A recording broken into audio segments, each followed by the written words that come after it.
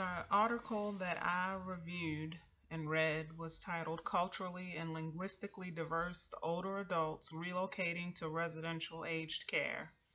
I have attached a copy to my posting or blog. The authors of the article highlighted that Australia's population is a diversified one, with there being a steady increase of non-English speaking adults over the age of 70, and this increase has steadily occurred over the last 20 years. This population is needing care in nursing homes. The authors in this article and the study took place in Australia. As a whole, there is a general lack of understanding of minority groups. There's a cultural difference in how different ethnic groups view having to go to nursing homes, and there's a lack of knowledge on what or how minorities view having to go to long-term care. And this article highlights and examines this.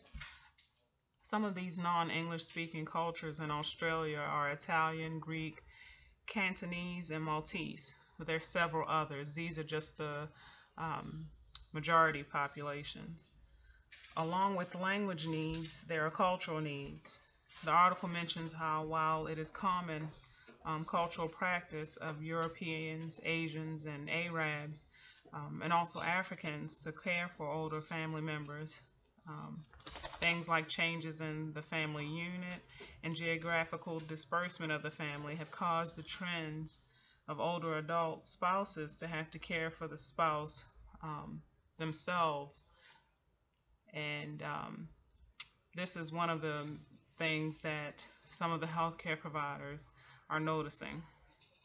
Ultimately, there's a demand for culturally competent healthcare providers in Australia, but not only in Australia, but of course in the United States as well.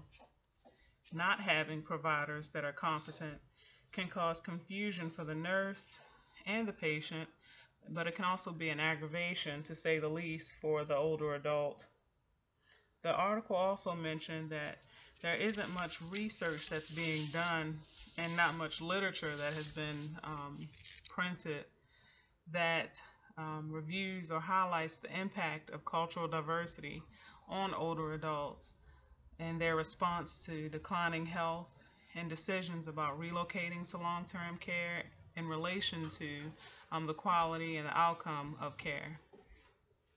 So the authors felt that much research needs to be done, and this article highlights the results of a study that some of these nurses conducted aimed at culturally and linguistically diverse adults, older adults, experiencing having to relocate to a nursing home and their experiences afterwards. It examined things like experiencing a loss of a loved one, experiencing a loss of being able to perform a certain activity, such as being able to care for oneself, and cultural perceptions of this experiencing this loss. Of course, having to move to a nursing home, the realization of having to move to a nursing home, and then settling into a nursing home.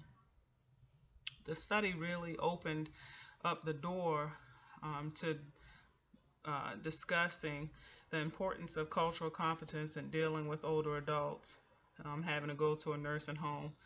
Some of the results of the study were not conclusive, but the nurses that conducted the study felt that it was most important that at least they realized that, one, that there was a problem, and two, that at least they can discuss the problem and some of the solutions that or potential solutions to solving it.